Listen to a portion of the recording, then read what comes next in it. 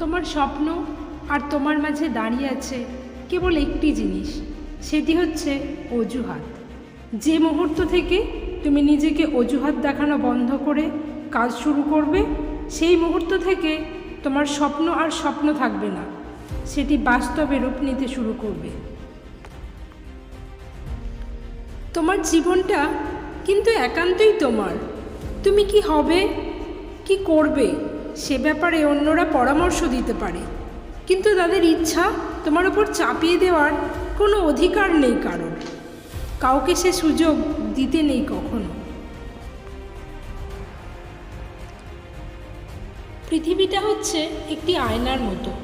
তুমি সবার সাথে যেমন ব্যবহার করবে, যেমন মনের ভাব পোষণ করবে, ঠিক তেমনটাই ফিরে পাবে প্রতিদানে।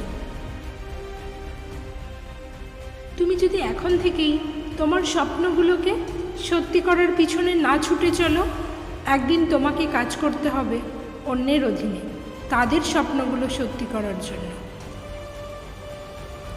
জীবনটাকে নতুন করে আবিষ্কার করার জন্য কখনো কখনো সব ছেড়ে ছুড়ে হারিয়ে যেতে হয়। কখনো ভেঙে পড়ো না। পৃথিবীর যা কিছু হারিয়ে যায়, অন্য কোনো রূপে সেটি ঠিক আবার ফিরে আসে জীবনে। কখনো হাল ছেড়ে দিও না। এখনকার এই দাঁতে দাঁত চেপে করা কষ্টগুলো তোমাকে বিজয়ীর খেতাব দেবে সারা জীবনের জন্য।